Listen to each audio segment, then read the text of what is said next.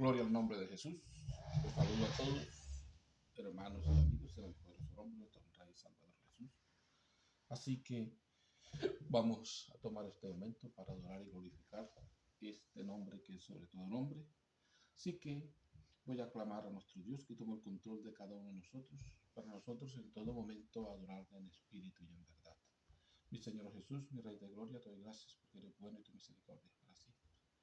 Te pido que tomes el control de cada uno de nosotros para nosotros adorarte, tú y en verdad en todo momento, Rey de Gloria, porque tú eres bueno y tu misericordia es para siempre. Alabado y bendecido es el nombre glorioso de Jesús. Gracias, mi Señor Jesús, Rey de Gloria. Bueno, como estamos hoy, domingo, preparados para dar una enseñanza más, y le he puesto como el título La Iglesia de Jesús. Para eso voy a leer unos cuantos versos bíblicos en Hechos capítulo 2 del verso 14 en adelante. Y dice así: Entonces Pedro, presentándose con los 11, levantó su voz y les dijo: Judíos y habitantes todos de Jerusalén, que les quede esto bien claro y presten atención a mis palabras. No están estos llenos de mosto como ustedes suponen, ya que apenas es la hora tercia del día. Al contrario, aquí está sucediendo lo anunciado por el profeta Joel cuando dijo: Sucederá en los últimos días, dice Dios, derramaré mi espíritu sobre toda la humanidad y profetizarán sus hijos y sus hijas, y sus jóvenes verán visiones y sus ancianos soñarán sueños. Y de cierto sobre mis siervos y sobre mis siervas derramaré mi espíritu. Haré prodigios arriba en el cielo y señales abajo en la tierra. El sol se convertirá en tinieblas y la luna en sangre antes de que llegue el día grande de Yeshua. Y todo el que invoque el nombre de Yeshua será salvo. Escuchen esto, israelitas, lo que voy a decir. Como ustedes saben muy bien, Dios demostró ante ustedes la autoridad de Yeshua de Nazaret, haciendo por medio de él grandes maravillas, milagros y señales. Y a ese hombre que conforme a los planes, propósitos de Dios fue entregado, ustedes lo mataron colgándole de un madero por medio de hombres malvados. A este Dios le resucitó, librando los dolores de la muerte, pues era imposible que quedase bajo su dominio, porque dice de él David: Yo contemplaba al Señor delante de mí como quien está a mi diestra para sostenerme. Por eso se regocijó mi espíritu y prorrumpió en cánticos alegres mi lengua, y además también mi carne descansará con la esperanza, porque no me dejarás en el sepulcro ni permitirás que se descomponga el cuerpo de tu santo siervo. Me mostraste el camino de la vida y me llenaste de alegría con tu presencia. Hermanos, permítanme que les diga con toda libertad cómo el patriarca David murió y fue sepultado, y su tumba permanece entre nosotros hasta el presente. Pero como él era profeta y sabía que Dios le había asegurado con juramento que uno de sus descendientes se había de sentar sobre su trono, así que viendo anticipadamente la resurrección de Yeshua, David habló de ella y dijo que Yeshua se quedaría en el que Yeshua no se quedaría en el sepulcro ni su cuerpo se descompondría. Este Yeshua resucitó, de lo cual todos nosotros somos testigos. Y exaltado por la diestra de Dios, ha recibido del Padre el Espíritu Santo prometido y ha derramado lo que ustedes ven y oyen. David no subió a los cielos, y sin embargo dijo el Señor a mi Señor: siéntate a mi diestra hasta que ponga a tus enemigos por estrado de sus pies. Sepa todo el pueblo de Israel con toda seguridad que a este mismo Yeshua, a quien ustedes colgaron de un madero, Dios lo ha hecho Señor y Salvador. Cuando los allí reunidos oyeron esto, se afligieron profundamente y preguntaron a Pedro y a los otros apóstoles: hermanos, ¿qué debemos hacer? Pedro les contestó: conviértanse y que cada uno de ustedes se haga bautizar en el nombre de Yeshua de Nazaret para perdón de sus pecados y reciban el don del Espíritu Santo, porque la promesa es para ustedes y para sus hijos y para todos los que están lejos y para cuanto llame Yeshua Dios nuestro. Con otras muchas palabras les testificaba y les exhortaba diciendo: pónganse a salvo de entre esta generación perversa. Los que recibieron su mensaje fueron bautizados y se añadieron a la iglesia como 3,000 personas. Bendito el nombre de Jesús. Así que saludamos a todos los hermanos que están conectados. La paz de Jesús sea con todos ustedes. Y seguimos adelante con el tema: la iglesia de nuestro Señor Jesús, o la iglesia de Jesús. Leímos en este punto importante cuándo comenzó la iglesia. Ayer les decía, las cosas son, para leerlas hay que leerlas en un orden: cuándo, dónde, a quién y por qué lo dijeron. El cuándo es importante porque tiene un tiempo, dónde tiene un lugar, y por qué tiene una razón, y a quién tiene un objetivo, a quién se lo dijeron. Entonces encontramos que en este punto importante que nace o empieza la iglesia de nuestro Señor Jesús,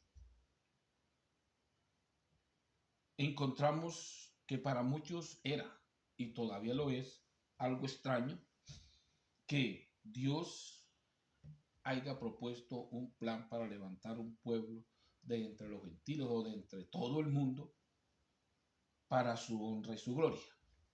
En esto es importante pensar porque hay muchos que pasan la iglesia hasta para Génesis. Hay muchos que dicen que cuando Dios estaba creando el mundo hablaba con los pastores. Están pasando la iglesia para Génesis. Y hay cantidades de teorías que no concuerdan con las escrituras, porque veamos cuándo lo dijo, dónde lo dijo y por qué lo dijo. En este caso importante, hay muchos que no sabían de esto de la iglesia o de lo que Dios iba a hacer con los gentiles. El pueblo de Israel únicamente pensaba que ellos eran los únicos que tenían Dios y que Dios estaba con ellos y que los demás eran leña para el infierno. Por eso usted encuentra que en nada de su guerra ellos tuvieron temor a nadie, porque nosotros somos el pueblo de Dios y lo que hagamos fuera del pueblo de Dios no tiene ningún castigo. Y lo mismo también hicieron la gente que vinieron a tomarlos como esclavos o prisioneros. Decían: nosotros no cometemos ningún pecado porque ellos han abandonado a Yeshua. O sea que ya no estamos pecando contra él, ni tenemos peligro de exterminio o de extinción porque ellos abandonaron a Yeshua. De otros que también hablan es de el sabio Salomón o el rey Salomón. Encontramos que también lo pasan a la iglesia. Hay muchos que cantan la paloma mira, y encontramos que el sabio Salomón, si va a los cantares, es un cortejo de bodas. Es canto de enamorados para llegar a una boda y después de la boda. No está hablando de ninguna iglesia. Pues al fin y al cabo Salomón no estuvo, como se dice, en ese punto de recibir mensaje de Dios que iba a haber una iglesia. Encontramos a David. David no habla de la iglesia, David habla que Dios iba a visitar a su pueblo. Y él va a visitar, encontramos que se prepara que Dios iba a venir, porque una visita es personal, las visitas no se hacen con un mensaje mandado con algo otro, porque digo, en ese tiempo no puedo hablarles de que un teléfono, porque era personal, o un escrito, una carta escrita, enviársela para que la lean. Visita es personal. Y Dios dice: yo iré y habitaré en medio de ustedes. Y muchos de los profetas hablaron sobre este punto de que Dios iba a hacer realidad sus promesas en los tiempos futuros, y hablaron de que él mismo iba a venir y se iba a presentar ante su pueblo, que él mismo iba a venir y iba a enseñar a su pueblo. Dijo: y serán enseñados por Dios. Entre los profetas hay uno que se le anunció sobre la iglesia y no entendió. Y a veces nosotros nos anuncian cosas que todavía no. Yo personalmente hay cosas que no entiendo. ¿Por qué? Porque son imposibles de entender, porque estamos acostumbrados a lo que ya tenemos y cosas que no existen se hace imposible que existieran. pero encontramos que para Dios todo es posible y el plan de Dios es diferente a nuestros conocimientos. Por eso hay muchos que difaman la vida en el cielo y lo que es el infierno porque tienen sus ideas personales y les queda imposible creer lo que Dios ha manifestado que es. Le voy a leer aquí unos versos en el libro o en el profeta Daniel, el capítulo 12, el verso 7 en adelante, dice así. Y oía al varón vestido de lino que estaba sobre las aguas del río, el cual alzó su diestra y su siniestra al cielo y juró por el que vive por los siglos, que será por tiempo, tiempo y la mitad de un tiempo. Y cuando se acabe la dispersión del poder del pueblo santo, todas estas cosas serán cumplidas. Cuando se acabe la dispersión del pueblo, o el poder o la autoridad del pueblo santo, todo esto será cumplido. Y si nosotros nos vamos también a Segunda de Tesalonicenses y miramos el punto de Pablo, que pienso para mí que tomó énfasis en esas escrituras para anunciar la venida de nuestro Señor Jesús. Vamos a buscar aquí Segunda de Tesalonicenses, Efesios,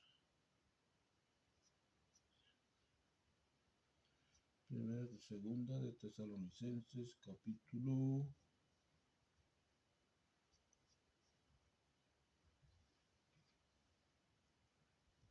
capítulo 2. Y voy a leer aquí unos textos en capítulo 2, verso 1. Ahora, hermanos, en cuanto al regreso de nuestro Señor Yahshua y a nuestra reunión con Él, les rogamos, hermanos, que no cambien fácilmente de manera de pensar, ni se dejen asustar por nadie que diga haber tenido una revelación del Espíritu o haber recibido una enseñanza dada de palabra o por cartas, según la cual nosotros habríamos afirmado que el día del regreso de Yahshua ya llegó. Dijo que nadie nos engañe de ninguna manera. Primero tiene que venir la apostasía y manifestarse el hombre impío, el hijo de perdición, el adversario que se levanta sobre todo lo que lleva el nombre de Dios o es objeto de culto, hasta el extremo de sentarse en él mismo en el santuario de Dios y proclamar que él mismo es Dios. ¿No recuerdan que yo les he hablado de esto cuando aún estaba con ustedes? Ustedes saben qué es lo que ahora lo detiene para que se manifieste en su momento oportuno, porque el plan secreto de la maldad ya está en marcha. Solo falta que sea quitado de en medio el que ahora lo está deteniendo. Y si miramos quién detiene eso, solamente el Espíritu Santo, el poder del pueblo santo, la autoridad que se le ha dado al pueblo de Dios para que cuando se ha levantado se cumpla el tiempo y ahí se manifestará este iniquo. Muchos hablan y dicen que el falso profeta se manifestó ya y hay muchos falsos profetas de que no me da porque desde antes de Jesús hayan falsos profetas y después falsos. Falso es el que falsifica la verdad, se hace pasar por verdadero. Y vendrá el falso profeta que montará como rey sobre toda la tierra y se hará pasar por Dios. Falso es cuando hay algo verdadero. Cuando no hay algo verdadero, no hay falsedad. Las fábulas no tienen falsedad porque no son ciertas. Y así muchas cosas que no tienen falsedad porque no hay certeza en ellas. Por eso el mensaje de Dios ha sido torcido, porque hay una verdad para sacar una mentira. Pero cuando es una mentira, no se puede hacer de una mentira una verdad o falsificar una mentira, siempre quedará mentira. Una vez estaban enseñando sobre Mateo 28:19 y estaba un hermano predicando, enseñándole a una reunión de pastores y enseñaba, es que eso de Mateo 19 no es para, sino son las tres manifestaciones. Bueno, terminó. Y apenas terminó, se me acercaron a mí los pastores y me preguntaron, oiga, hermano, ¿y qué dice usted de esto? Dice, no se puede tapar una mentira con otra. Dijo, ¿cómo así? O sea, lo que está escrito es mentira. Eso es mentira. Eso han torcido las escrituras y eso no concuerda con nada. ¿Y cómo voy a tapar de una mentira con otra? Padre, Hijo y Espíritu con 3 manifestaciones. Dios no se manifestó sino en una sola forma. Manifestar es hacerse visible. Porque yo no digo que se manifestó si no he visto nada. Se le manifestó a Manoah, un ángel se le manifestó en cuerpo de ángel. Se le manifestó a Moisés y se nos manifestó en los últimos tiempos en su hijo o como hijo o en un cuerpo de carne. Porque un espíritu, ¿quién lo ha visto para decir que se manifestó en espíritu? El Padre es el espíritu creador de los cielos y la tierra que me manifestó en carne. ¿A ti quién ha visto al Padre? O sea que una mentira no se puede tapar con otra. Entonces por eso les hablo, ciertamente que tuercen las escrituras para su propia perdición, pero encontramos que en el Antiguo Testamento casi no se anuncia la iglesia. Es un plan del futuro. Si miramos en el que hablamos que de Mateo empieza el Nuevo Testamento empieza en los Hechos. Porque Jesús nació bajo la ley y murió bajo la ley. Después que resucitó, es que empieza el Nuevo Testamento, la nueva ley y el plan de salvación. O sea que, ¿dónde empieza el Nuevo Testamento? Hechos en adelante. En Mateo hay 2 veces que Jesús alude a la iglesia o a la comunidad de Dios o a la congregación de Dios. Porque lo que traduce por la iglesia es congregación o comunidad o grupo que le pertenece a alguien. Es la traducción del hebreo a iglesia del español. En Mateo 16:18 dice, y yo también te digo que tú eres Pedro y sobre esta roca edificaré mi iglesia y las puertas del Hades no prevalecerán contra ella. Y a ti te daré las llaves del reino de los cielos y todo lo que atares en la tierra será atado en los cielos y todo lo que desatares en la tierra será desatado en los cielos. Se habla primera vez como dice, segunda vez en el Antiguo Testamento de que Él va a formar una iglesia. De que Él tiene el plan de hacer un pueblo o una asamblea que le pertenece a Él. Y la segunda vez que habla, o la tercera vez que habla, segunda en Mateo y tercera en el Antiguo Testamento, Mateo 18:16, mas si no te oyeren, toma aún contigo a 1 o 2, para que en boca de 2 o 3 testigos conste toda palabra. Si no los oyere a ellos, dilo a la iglesia, y si no oyere a la iglesia, tenlo por gentil y publicano. O sea que allí está dando toda la autoridad que Él le está dando a su iglesia. O sea que si la iglesia lo rechaza, si no escucha a la iglesia, si no atiende al mensaje que tiene la iglesia, no dice a uno de la iglesia, porque hay veces que alguno se tuerce. Dice a la iglesia tiene que tener un concepto o una claridad de las cosas que Dios ha mandado. Entonces es importante en este punto nosotros mirar la diferencia que hay en las iglesias de este mundo a la iglesia de Jesús. La iglesia de Jesús se bautiza en su nombre para pertenecer a Él. La iglesia de Jesús recibe el Espíritu Santo para consagrarse a Él, propiedad privada o templo o morada del Espíritu Santo. La iglesia de Jesús permanece fiel a su Salvador porque le ha prometido un día llevarlo en gloria y darle un cuerpo celestial. O sea que la iglesia de Jesús tiene cosas diferentes a la iglesia del mundo. La iglesia de Jesús está registrada en el cielo. La iglesia de Jesús la defiende Dios con el poder que le ha dado. Que ni como se dice, ni el falso profeta ha podido con ese poder, y nosotros a veces nos sentimos desarmados. Poder que nos han dado para dominar sobre todo el planeta Tierra, que no sabemos usarlo ni sabemos si lo tenemos, y hay muchos que lo han despreciado por coger poderes terrenales. La mayoría de grupos religiosos están registrados en los estados, tienen como muchos países personería jurídica, otro número de poder, un número que le dan para poder ejercer su oficio, y si el Estado tiene autoridad sobre la iglesia es del Estado. Porque si usted mira a saduceos y fariseos, ¿de qué eran? Eran las iglesias del Estado con los sumos sacerdotes y todo. Lo mismo que la iglesia católica le pertenece al imperio y viene y pone una sede en un Estado. Y está registrada en el Estado y el Estado la defiende. Pero nosotros, como estamos registrados en el cielo, nos defiende Jesús, que es espíritu, con toda su autoridad y poder sobre todo el universo. En ese caso, cabe o no faltar la redundancia, decirle quienes tienen iglesia. Primeramente, pongámoslo el que se cree más grande del diablo tiene iglesia. Las mujeres tienen iglesia. Los hombres tienen iglesia. Los estados tienen iglesia o los países tienen iglesia. El imperio tiene iglesia. Pero Jesús tiene una iglesia que se diferencia. Porque cuando alguien lo llama a alguien, ¿usted qué hace? Yo soy siervo de mi Señor Jesús. Yo soy parte de la iglesia de mi Señor Jesús. Nosotros nos llamamos iglesia a un monumento, a una casa, como digo yo, un salón cultural. ¿Qué es un salón cultural? Un salón cultural es donde celebran toda clase de culturas. Allá hacen fiesta a todos. Y también, entre comillas, quieren adorar a Dios. Cosa de que es imposible agradar a dos señores. Bendito el nombre glorioso de Jesús.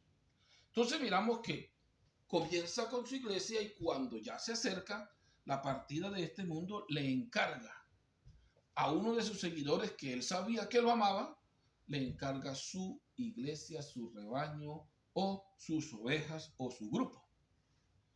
Y voy a leer aquí un texto en San Juan 21 del 15 en adelante. Y dice así: después de haber comido, dice Yeshua a Simón Pedro: Simón, hijo de Jonás, ¿me amas más que todos? Le dice él: sí, Señor, tú sabes que te amo. Le dice Yeshua: apacenta mis corderos. Vuelve a decirle por segunda vez: Simón, hijo de Jonás, ¿me amas?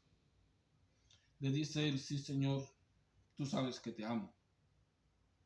Le dice Yeshua: apacenta mis ovejas. Le dice por tercera vez: Simón, hijo de Jonás, ¿me amas? Se entristeció Pedro de que le preguntase por tercera vez: ¿me amas? Y le dijo: Señor, tú lo sabes todo, tú sabes que te amo. Le dice Yeshua: apacenta mis cabritos.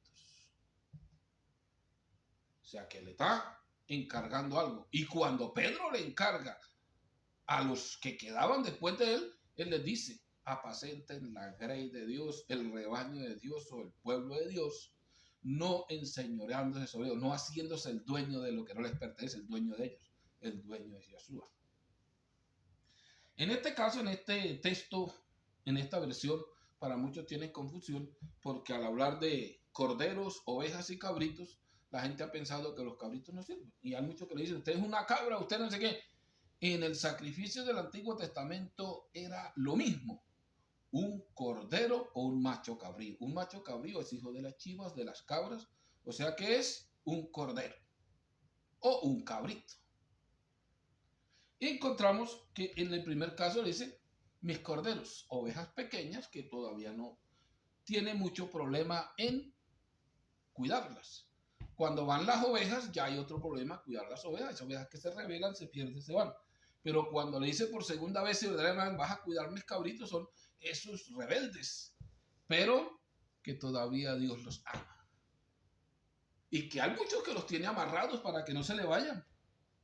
Y hay otros que toca soportarlos. ¿Por qué? Porque ese es lo que pertenece a Dios, ese es el pueblo de Dios, ese es el rebaño de Dios. Pero muchos, por falta de conocimiento, dicen: no, un chivo no sirve. Pero no han leído las escrituras que el sacrificio era lo mismo. Saca un cordero de un año o saca un macho cabrío. Cuando habla de cabra, habla de chivo o de cabrito. Cabrito es pequeño y cabrío no va entre un animal de entre las cabras. Por eso es importante estudiar para que, como decía mi papá, no lo hagan comulgar a uno con ruedas de molino. O no andar, como decía el hermano Eliseo, no andar más perdidos que un piojo en una peluca. Entonces lo importante que es, miramos que Dios se propuso tener un pueblo, tener una iglesia, tener una asamblea o tener un rebaño. Es importante nosotros saber que, ¿cómo hago yo para pertenecer al rebaño de Jesús? Porque si digo rebaño del mundo, ellos tienen reglas para pertenecer. Y entre comillas se parecen, pero no son.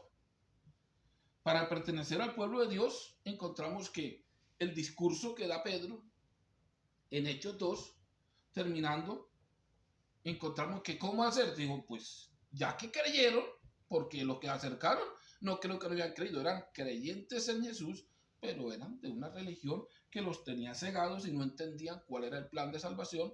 Al entender lo que les dice Pablo, que este Jesús era el que ha prometido venir y que vino, y que era lo que Dios había prometido como Señor y Salvador de todos nosotros, entonces dijo, pues, ¿qué hacemos nosotros metidos allá adorando lo que no es, entre comillas, pensando que es?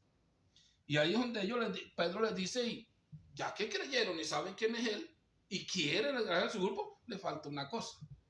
Le falta que se bautice cada uno en su nombre para perdón de los pecados y recibir el don del Espíritu Santo.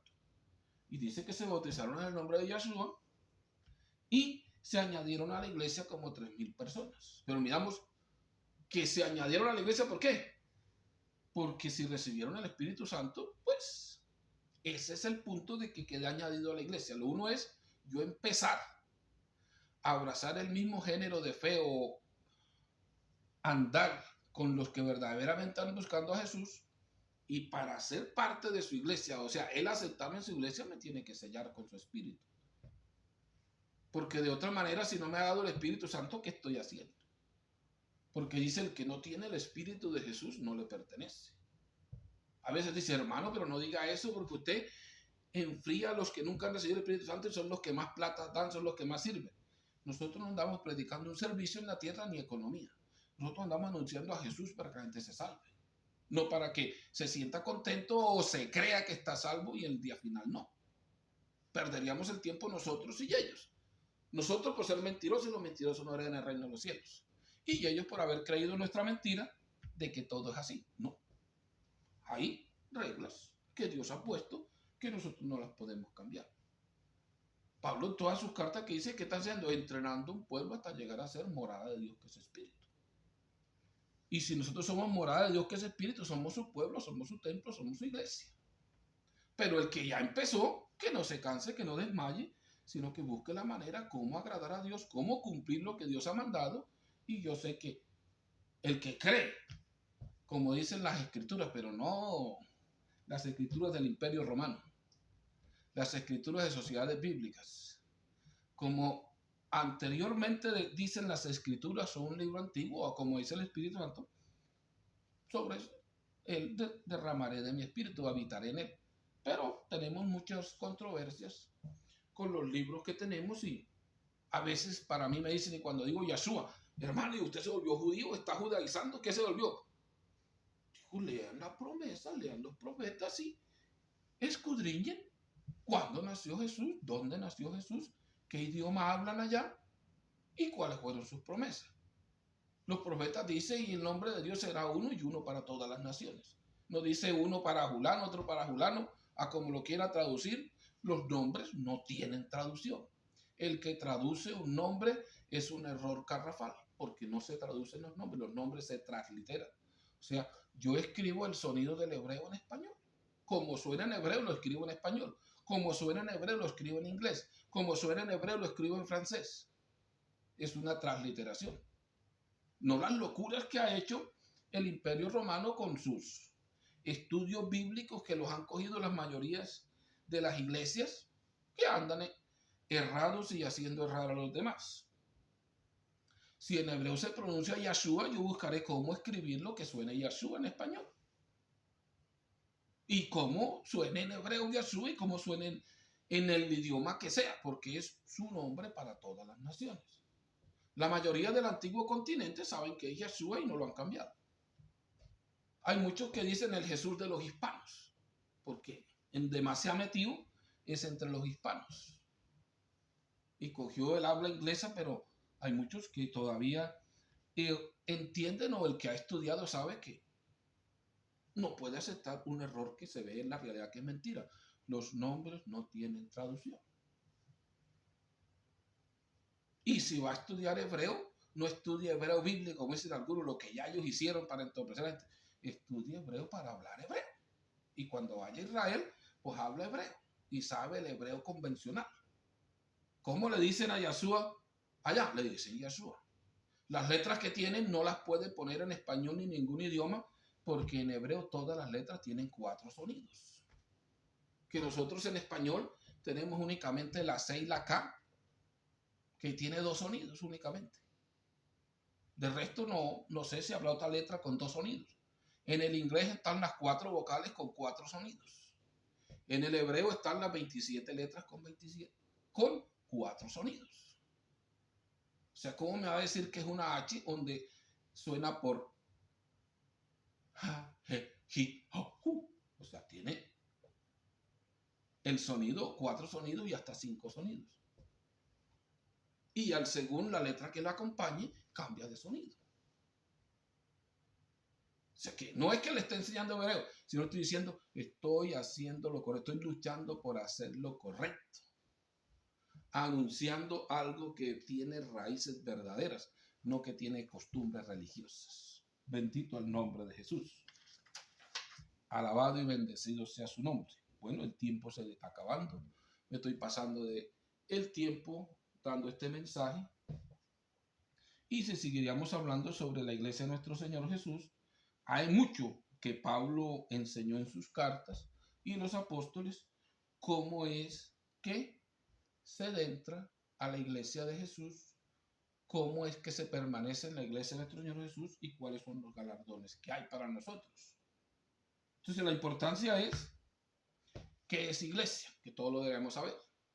Iglesia es un grupo de personas que pertenecen a alguien o que confiesan una fe. Por eso hay cantidades de iglesias y dueños de la iglesia. La diferencia en la iglesia de mi Señor o de nuestro Señor Jesús y la iglesia del mundo, de los estados, de las mujeres, de los hombres que digan. Y lo otro importante es cómo unirme a la iglesia de Jesús. Que yo no esté equivocado, unido a lo que no es, creyendo que es. Bueno, es Pablo. Pablo nació equivocado y vio equivocado que de esa manera agradaba a Dios y que era pueblo de Dios. Dice en sus cartas, dijo, yo mismo pensaba estar haciendo lo correcto, haciendo guerra contra el nombre de Yeshua. Y pensaba que estaba en lo correcto. ¿Qué dijo Jesús? Hay muchos que los matarán y piensan que dan sacrificio a Dios. Y ahorita hay muchos grupos religiosos que con plata, economía, matan, desalojan, acaban con palos y piensan que dan sacrificios porque esta es la iglesia y no la podemos dejar acabar. Y no es, pues, ese no es. Si la iglesia es de Jesús, Él cuida de su iglesia. Si alguien se va, que le vaya bien. Y si alguien llega, hay que atenderlo porque ese es el pueblo de Dios. Bendito el nombre glorioso de Jesús. Sí, mis queridos hermanos y amigos, les dejo la inquietud y luchemos por pertenecer a la iglesia de nuestro Señor Jesús. La paz de Jesús sea con todos ustedes y seguiremos adelante en este camino.